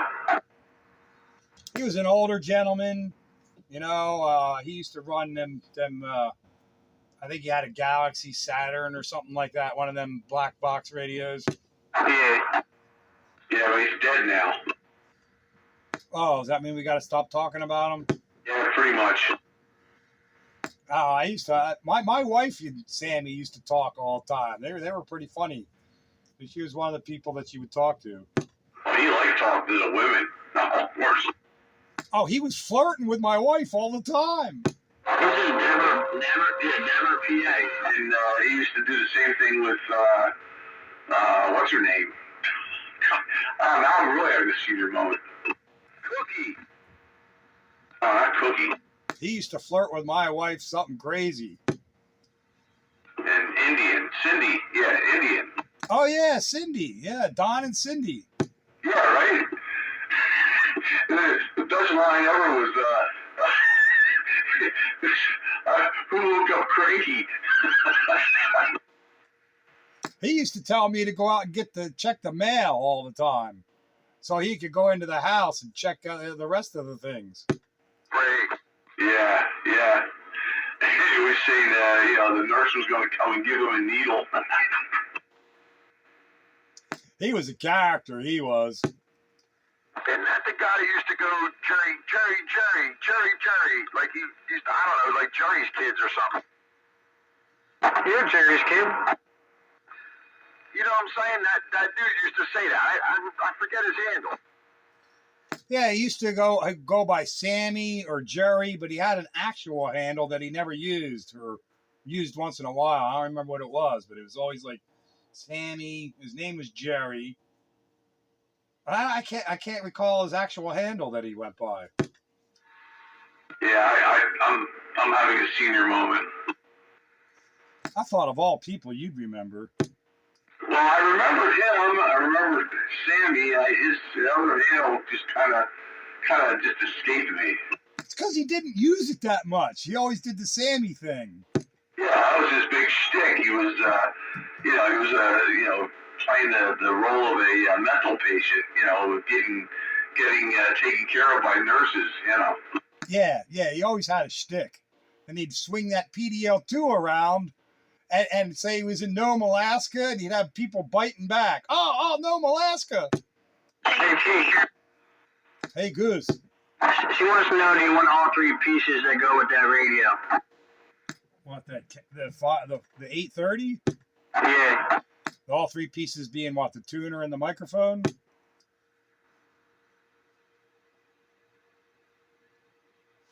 When you say all three pieces, that's what I'm assuming, so check that out. Well, she's going to send me a picture, and then I'll send it to you. All right. That sounds about right.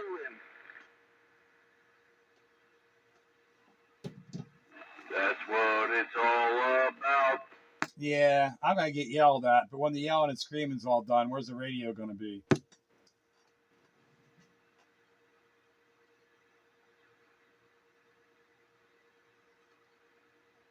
So I might as well wave my hand while I'm out here. Howdy, everybody on the roundup. 1, 2, 3 in the house. Hello, Stinger. Right back at you. You're county-wide. The three pieces is power supply, speaker, and radio. Well, that radio is plugged in the wall, so it doesn't need power supply. But speaker and the radio, yeah. The power supply don't go with it. It goes with the other one. It goes with the newer radio. Because they're all 12-volt rated. That's right. That 830 is a plug it in the wall, has its own power supply radio. Yeah, need to build that high voltage for those 26146s. Yeah, boy. I like 6146s. They're good too. They make audio frequency and radio frequency. Sure. Ask me how I know that. Oh, come on. You got a multi-LMAC. Yeah, but the multi-LMAC doesn't make audio with 6146s, but the Barker Williamson does. That's right. Yeah, that one does. I know the LMAC had a 6146 for a final. Yeah, just one of them. But the B&W's got 4 of them. 2 for audio and 2 for RF. Yeah, and shove yank. Shove it in yanking. Wow, sounds like a rough night. Yeah, it does that way, doesn't it? Somebody's listening to us tonight. Oh, 507? The TS830 has the very best single sideband filters available back in the day, and it has excellent IMD due to inverse RF feedback around the finals. ... No AM though. Of course he's got to throw that in there. Yeah, no AM. Most of those older Kenwoods were like that. No AM at all. But he's absolutely right. That was a fantastic radio. Had a great receiver in it. And, you know, as you know, the transmit audio was the second to none on sideband. It's absolutely wonderful to listen to. Yeah, that's the only reason I'm interested in that particular radio. I know it has a really good reputation, and I had the lesser brother, and I know that's the better brother. Yeah, I guess, yeah, the 830s, they all had the work bands in them. That set the 830 away from the 820. Yeah, but the 530 also had work bands, and the 520 did not. Right, so the 30 versions were the ones with the work bands in them. Yeah, and I used my 530 all over the place and always had fun with it.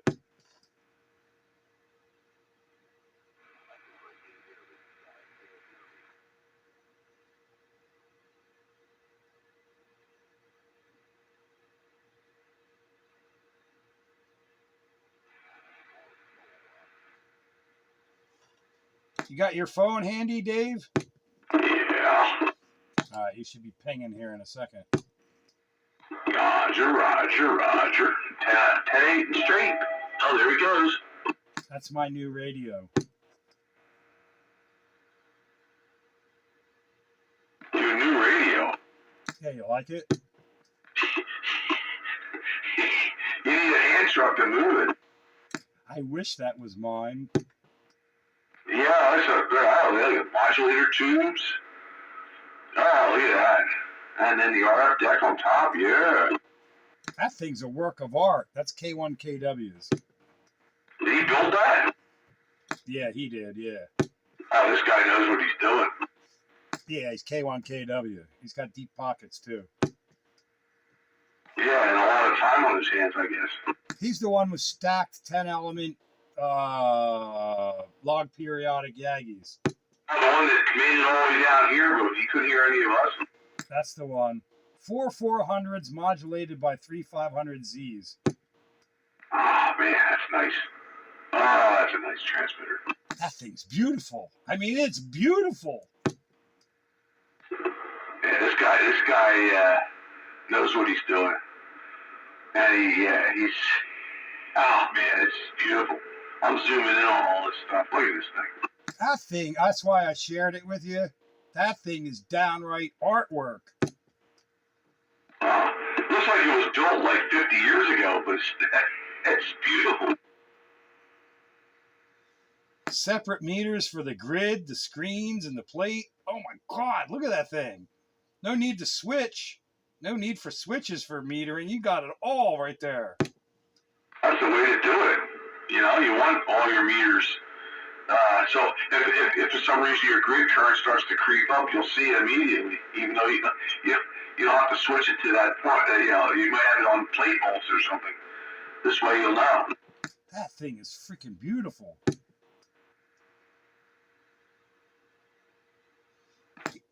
Yeah, it's got separate supplies for a screen, and they're all fused.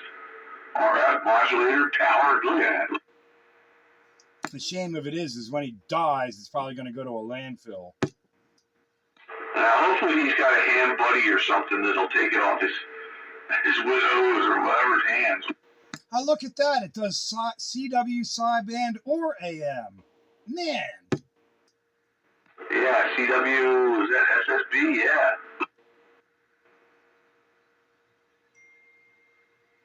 What's all the difference in biasing?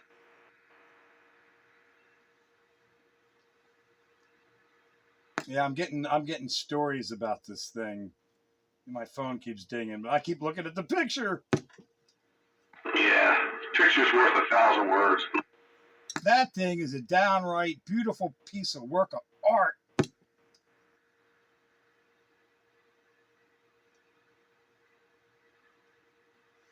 You know, the crazy thing is, looking at that, the way it's labeled and laid out, I could probably figure out how to operate it.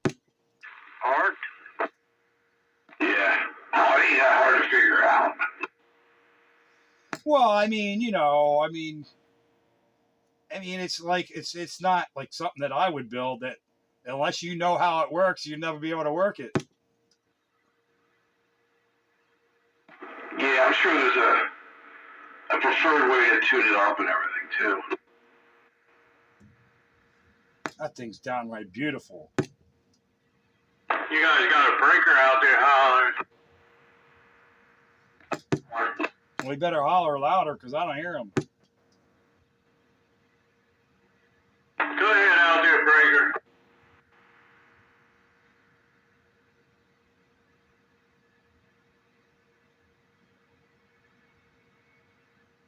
Well, I hear you, but I can't identify you right at the moment. You're going to have to just let me know who it is. This is Skyrider. Good evening, guys. That one I heard. Hello, Skyrider. Hello, Skyrider. You walked on him. Is that one of your walkie-talkie friends? Because I don't hear nothing. No, there's a guy out there in the distance kind of trying to get through. That breaker out there, go ahead. Where are you located? I hear nothing. Nothing. Huntsville, Pennsylvania? I got nothing. You said Huntsville, Pennsylvania? What the heck is Huntsville? I'm sorry,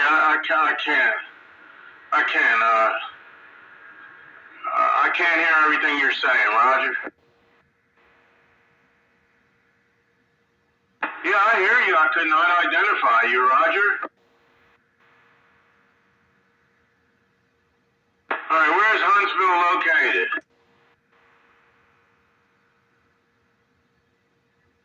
Where's Huntsville located? That's in Luzerne County.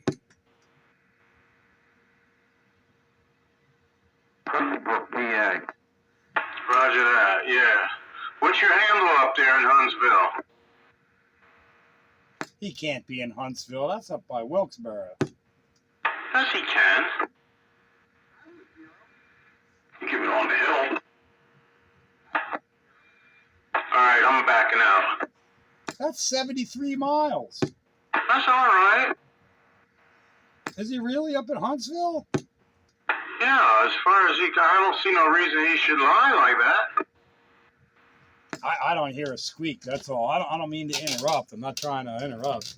Wow, that's serious distance through them hills. Well, you're walking all over him.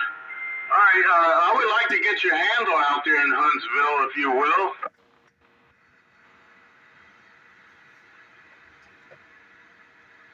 What's your handle? Huntsville.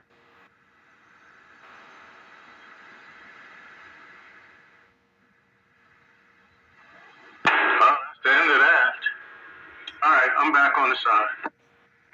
Yeah, I turned the beam north. I was hoping I'd catch him. I actually heard him. I thought I heard him say Honeybrook, but I don't know. He said Huntsville, Pennsylvania. Well, I got another confirmation here that it was in Honeybrook. Oh, if he was in Honeybrook, he ain't doing nothing. No, But if he was in Huntsville, he's doing something serious. I find that a little bit hard to believe. But Honeybrook with a walkie-talkie or lesser radio, yeah, that I believe. I wasn't hearing nothing. I actually heard him pretty good, believe it or not. Hello, train. I turned the beam north, but I still don't hear him. Hello out there, whoever's calling train. How you doing? Good, train. I'm just trying to get in there. Yeah, it's a little hard, man. They keying hard and heavy. Yeah, I just got a video gate. It was Honeybrook. Nah, that ain't nothing. I thought he said Huntsville. That'd have been something. Oh, if he's in Honeybrook, he was mud ducking, sure enough. Yeah, Honeybrook. I can hear people in Honeybrook if they got a decent enough antenna. I couldn't get a handle out of him for you guys talking over top of him, though. I wonder about that. I'm trying to leave space in there for them, but sorry if I walked on them. Didn't mean to. Damn grassers. I mean, I had nothing, no indication whatsoever. What are you running tonight, train? You on your ground plane antenna when you heard them? Yeah, that's what I'm on. That's the only thing I have up here in Studio B. Oh, you're running that rack mount radio, ain't you? No, I'm running the Browning Mark 4A. Oh, no ping.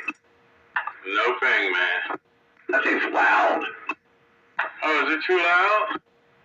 For you it is. Oh, it's good. You're like up there with Pete, you know. Yeah, and hello, JR. Sounds good. Hey, good evening, guys. Yeah, I was trying to get in there too earlier, but I lost the battle, so I just stood it out. But yeah, I heard that guy. That's what he was saying. He was saying Honeybrook, but I couldn't get a handle out of him either.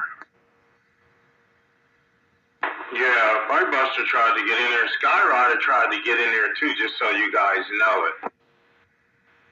Yeah, we said hello to him.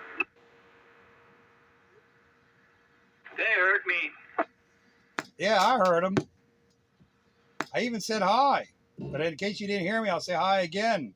Hello, Stefan. There was a lot of people probably keying up. Busy night tonight, busy night. Yeah, it comes in waves. It's busy, and then it's quiet, then it's busy all over again. And the Titanic sank. Stop talking about it. And I paid my taxes. All depends on who you talk to. Yeah, Skyrider. 507 heard the Honeybrook. Bad up, boy. Oh no. If he heard it, man, you guys are, yeah. Bagger, I don't know any way to turn the modulation down on this. Do not. Oh. What do you got? Is that a 776 microphone? Bikebuster says do not. All right, Bikebuster, yeah, I understand. Yes, it's the 776. That's the one that comes with the radio. There's an adjustment underneath the microphone. There should be a little hole in the bottom cover you can put a screwdriver in. 507 says he called in and none of us heard him. I had the antenna pointed the wrong way all that time. I thought somebody was saying it was in Huntsville, so I'm going north. No, instead of going south where I should have gone. But that guy really did stir up a hornet's nest. People pointing beams different directions. I don't see no whole lot about him with this 776 bagger. And I was cranking up my volume and blowing myself out of the chair when the locals keyed up. Yeah. No hole for that, huh? Wow. I guess you got to take the bottom plate off, but there should have been a hole in there. Maybe that was for the older 776. Bike Buster told me to leave it like it is. Well, I mean, it doesn't sound bad. It's just a little bright for you, a little boomy. No, I won't say boofy, boomy for you. Sounded nice and loud. I kind of like it there, Train. Well, if it's Pete approved, then I think I need to go in and turn it down. Oh, ouch. And leave it be. That thing sounded nice. It sounded like an eagle should. It was loud, but sounded good. Yeah, but it's lacking the ping. That's the only thing. It just takes it away from being an eagle. Well, don't the 4s not really have a ping unless you put the bigger cap in there? Oh, yeah. From the factory, they did not have a ping. The 3s did, but the 4s didn't. Right. The FCC made them take it out when the Fords came out. Hey, you guys want a ping? You got it on a switch? Yes, I do. Good, you can turn it off now. There you go, Skyrider. No pun intended. Absolutely. Yeah, it makes my earring when you're pinging. Yeah, if Doug was in there, he would probably be freaking out. Yeah, I respect that. That ping is just a status symbol. Yeah, it's fun for a little while, and then all right, get rid of it. Yeah. Well, it does prove that it's a Browning in case you wanted to, You know what I mean? Yeah. Yeah, but I can also do the Browning ping here and have no Browning. And mine's authentic sounding. Start that stuff. I could do that when I was any radio, but it's too much work. Ping. Hello. That B&W does it really well with that NC300. Ping. Hello there, Bike Buster. So you like it like that, probably because you have a hard time hearing me. Yeah, but no ping. You sound really good compared to what you normally run. You sound really good. Roger that. Yeah, this is the first time. Well, actually, I worked it in the shack once before, but tonight I put it together. I set it up. When you have time, I have a public service announcement. Go ahead, Pete. All right. 507 says, vertical elements are coming soon. Archer Space Patrol will be heard. If not, I will have bigger antenna gain. So if he can't be heard up here with his Archer Space Patrol, he's going to make a bigger antenna. We'll have to go to channel 14, because that's where those things are. Wait, yeah, wasn't Archer Space Patrol like walkie-talkies from Radio Shack? They had a base station model, but it was still only 100 milliwatts or something. Yes, okay, thank you, Bagger. Yeah, Pete, you're right. Man, I think I had the handy dandies when I was a kid. Holy cow, that's all he wants to talk on? I think he's got a base station Archer Space Patrol. And he's got 8 elements? I think it's 8 elements. I think he's going to do an 8-element, 50-some foot boom antennae. And he wants to be heard on his Archer Space Patrol. I think he's got a chance. 7 elements, 50-some foot boom. Man, I got a big yard, and I don't want to look at that every day. Holy cow. Oh, that's a nice antenna. Boy, that's a really nice antenna he's got. I would assume that he have a big yard and he could get away with that sort of thing. Yeah, but it's not on a tower. He's got it hanging from a tree like I do.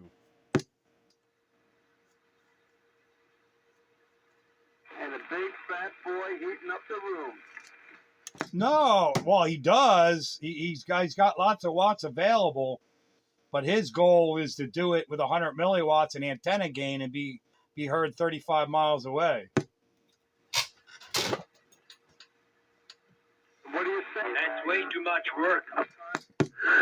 He can be heard on his amplifier on that antenna. He knows he can. It's all about the antenna game. He only wants to be 35 miles away. He is 35 miles away. You've talked to him or you've heard him. 507. Oh, yeah. Yeah, he's got an amplifier that can rival a broadcast station. But he wants to do it with antenna gain in his Archer Space Patrol. Now that's proof that antenna matters. Well, you know, an 8L or 7L and the antenna's got 16 dB a gain, I guess, something like that. So 100 milliwatts, if he's putting out a true 100 milliwatts, 10 dB would give him 1 watt of ERP. 3 more dB would give him 2 watts. And another 3 dB would give him 4 watts. So it'd be like running a barefoot CB radio into a quarter wave ground plane. I bet we hear him, or most of us hear him. Now that I can move the antenna and I point it right dead south, I'll hear him. Yeah, my antenna is up to the 100 feet. That's the only reason I have a chance of hearing him.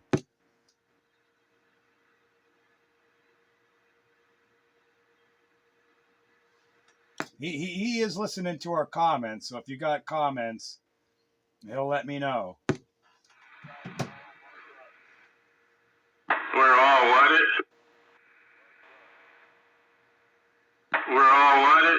Dave? Say what? Oh, there he is. He's in there. Is he? I gotta put the antennas down. Yeah, I didn't quite what you said. You said you guys are all something. This radio is a piece of crap. That ain't no piece of crap. I hear you fine. Yeah, it ain't got your normal audio. I got to turn my volume up to hear you. He's basically at the same level as Bite Buster on my end, just above my noise level. Yeah, go buy a Connex. I could hook up a Connex, but their Connex would have to pay me to advertise how great the radio gets out. I'm back hungry. Hello there, Dave. Good evening. Put the Viking 500 on. Good evening there, old JR.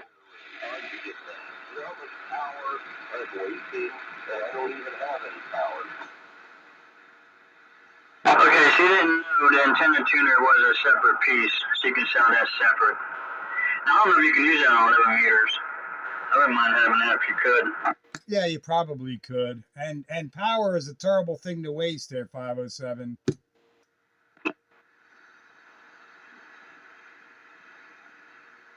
Yeah, she could sell that antenna tuner separately. The only thing I'd be interested in is that MC50 mic and the 530 if the price is right. I'm sorry, not the 530, the 830. And then I'll run it by you and you can make an offer. Because she needs to sell it, because she's moving to Florida. So, she needs it gone. Yeah, I meant the 830. The 830 and the MC50 mic. Yeah. What was the MC50? Is that the one with the big metal head? Or the big round head? The older looking mic. Yeah, the one with not the one with the little squishy things on it, the other one that looks like yeah, okay. Kind of looks like a studio mic on a stand, sort of. Yep. Yeah, they're really good microphones. I used to have one. Yeah, that MC50 and that 830, and I'll be sounding good on sideband with that setup. Oh, yeah. Is any better for you there, Bagger? What's the matter? Is any better? I turned it down a little bit. What happened? Where did your voice go? Crank that up a little more now. You're a grasser. Goose, that's the one. You ain't grassing that bad. All right, what about now? That's good. Leave it there. Perfect. Guess I lost you there, Bite Buster, huh? Oh, Bite Buster.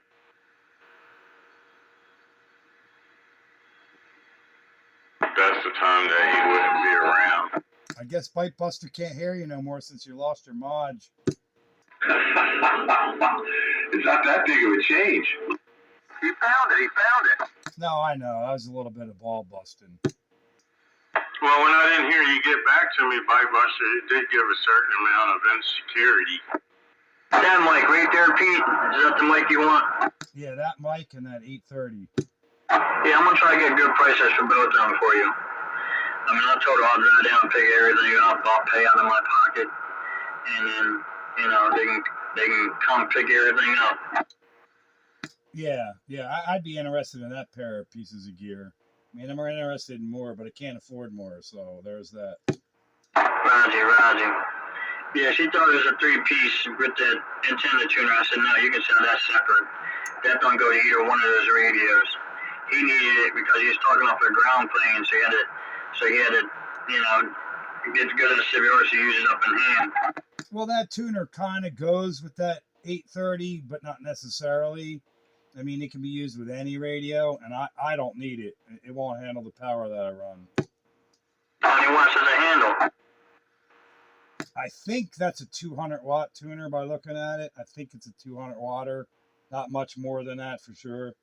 I'll blow it up. Yeah, with an 8-pill? Yeah, no doubt. 8-pill, 16, whatever. Yeah, 100-watt, 200-watt radio. You don't want to put no more than that through that tuner. Let me see. The power scale on that tuner is 200 watts, so you definitely don't want to put more than 200 watts into that thing. Blow it up just by looking at it. My 2995 will blow it up. Yeah, the old goose rides again. My 2995 will blow that thing up. I mean, that's a really good tuner and all. If you're running a barefoot station, it's a good tuner, but I don't need it. No, you need something a whole lot heavier than that. What 5/7 would say he see you with that little rinky-dink tuner? Well, can't you run the driver after the tuner? No, the whole point is the tuner's supposed to tune your antenna. Rosie. And then any load you put into it. I mean, people have put tuners in front of an amplifier because the amplifier has a piss poor front end matching, and the tuner will present a good load to the radio, so it doesn't have a high SWR in the tuner or into the amplifier. But yeah. Just get a good amp that has a good matching circuit that you can adjust. Yeah, or have a good homebrew antenna tuner with balance line feeders that will tune anything. Or just be born rich instead of good looking. Well, I wasn't born rich, so that just leaves good looking. Says Stevie Wonder. What's going on, JR? We didn't get a chance to even say hello. I know, she's hopping. She's hopping tonight, man. It's going to town and up and down, sideways, and all kinds of crookedness. But, yeah, good evening there, Steve. It's been a busy Wednesday night, which is a good deal. Where's Rooster at tonight? Oh, That's a real good question. another country not heard from. I know, I've thrown county-wide out there a few times, and I got no radio back. He's probably riding around on his moped.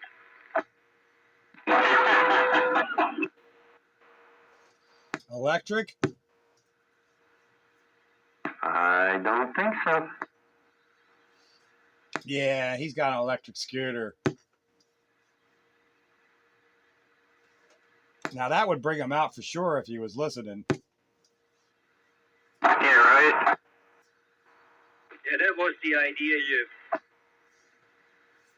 If you really want to get somebody going, that you call his bike a moped. Yep, or an electric scooter. Moped, some little two-stroke thing that Italians ride. Like a Vespa. Man, I never had so much fun as when I had a Vespa scooter in Rome. Yeah, when in Rome, do as the Romans do. Oh, they were perfect for blasting around Rome. A Harley would have been too damn big. I'll bring it back. Oh, yeah. That would have been crazy big. Yeah, it'd have been more work. The scooter, the Vespa scooter, was perfect. Yeah, you can park them anywhere. You can fit in between little alleys. And yeah. Perfect for cruising the Italian countryside. Park them right up on the sidewalk next to the sidewalk cafe. Yeah. That's what everybody does over there. When in Rome. That's right. Eat lots of pasta. Yeah, and drink lots of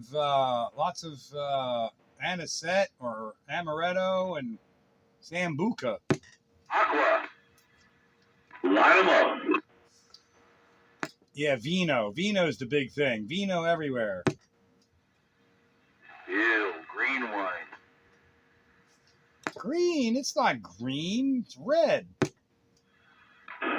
Well, it's green if you're Irish, but then if you were Irish, you wouldn't be in Italy.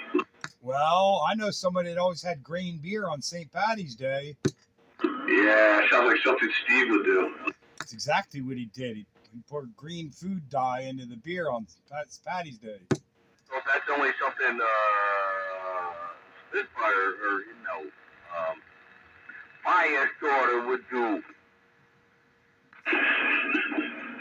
I don't know what he would do. Yeah, he would, what would he be doing? He'd be saying, what's going on? And I got a big old. No, he would drink the green dye. Yeah, he probably would. Yeah, and chase it with a beer. But he would probably make Corona green, and that's just wrong. Green Mexican Irish beer. Nee. Yeah, that's sacrilege on all kinds of fronts. Somehow that's racist, even. you might be able to look at it that way. Somebody would definitely find that racist. Yeah, somebody probably would.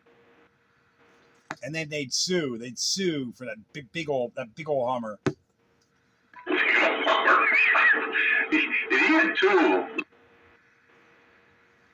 Yeah, he had the H2. He had two of them. I don't even remember the one.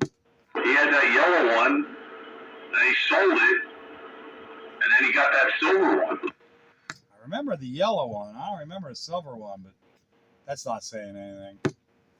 The last one he had is the silver one.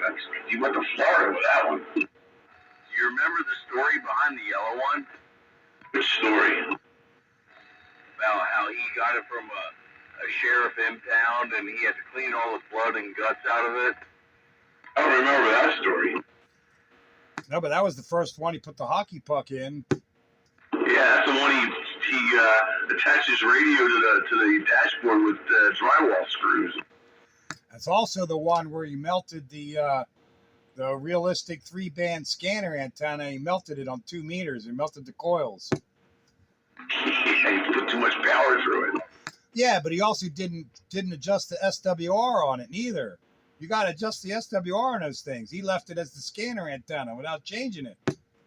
I believe it. And I went over there and I saw the thing and he melted the damn coils. I'm like, dude, did you adjust the SWR? I went for it. It's a 3-band antenna. I'm like, yeah, it's actually a 3-band scanner. It's not meant for transmitting, although you can adjust them to transmit on our bands, but it's not set up that way. Oh. And he put like 150 watts through it. Well, the thing is, it has a good SWR on 2 meters, but it's not designed to handle 100 watts. Well, I don't think he even changed it. You gotta fiddle around to get it adjusted on 2 meters. And they come that way from the Radio Shack. No. It came good at like 155 or 160 megs, and you had to lengthen it.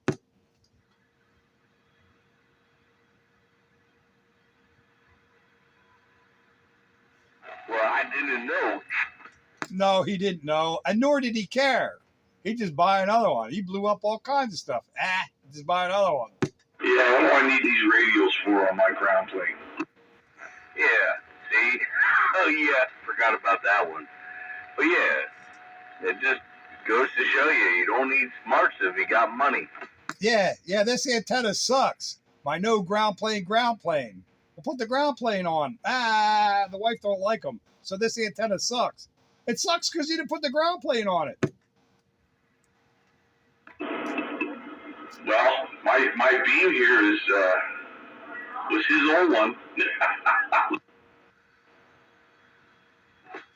Oh, so you're keeping him alive. Yeah, this beam that I have was originally his. Yeah, until the wife said he couldn't have it. I remember that. He couldn't turn it. He didn't have it up high enough above the house. He couldn't turn it all the way around. He had to go out there with a pipe wrench to turn it. Yeah, it would hit the eave of his house. He couldn't get all the way around. He was going to cut everybody's lips off. Yeah, he did a pretty good job for a little bit. And then Missy Miss said no more. So then he put up the no ground plane. No wonder it sucked. Yeah. So my IMAX was better. I'm like, well, no, you're robbing your performance by not putting the elements on it, the radials. You need that. No, I don't. I got a good match without them. Well, no, it's not just about SWR. Yeah. And then that day I told him, like, well, your dummy load shows a good match, doesn't it? But it don't work so well as an antenna. Same concept applies. Can't beat that through a thick skull. Yeah, SWR doesn't mean the antenna actually radiates. That means it's good at burning up power.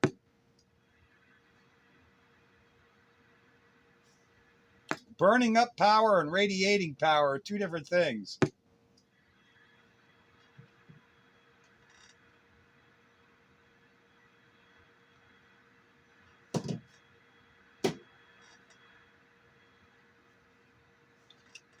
Anyway, speaking of power, I'm about out of it.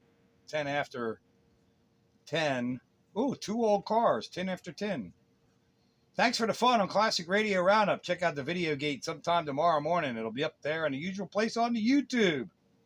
Appreciate everybody checking in. Good fun tonight on the Classic Radio Roundup.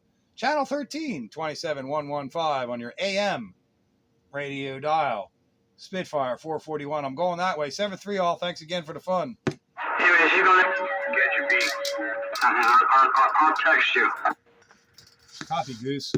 All right, well, I think I'm going to follow right after you there. It is, what is it now? It is now 10 minutes past the big hour of 10 o'clock. And another wonderful Classic Radio Roundup in the can. Catch everyone next week. Same bad time, same bad channel. Catch you, Dave. Oh, man, it's too early in the season to be growing pumpkins. 10-4 on that Classic Radio Roundup. Yeah, man, it's over too fast and too soon. See you all later. In the can. Catch you all. See you. Bye. You leaving too, old JR? Nah, I might wander around. I was down there in 17 meters. I was having a blast down there, or up there, or out there. On channel 17 or 17 megs? 17 meters. It's 18.168 or 140 is where I was. But 17 meters. No, I ain't going there. No, you're not. You can. I can, yeah. I got a ham radio sitting right here, but I'm not going there. Yeah, boy. Hello there, Night Train. What's going on, Goose? Oh, not much. I picked up some more CB equipment. I was listening, man. I was listening. Boy, you got a bundle. Yeah, I did. Cheap, too.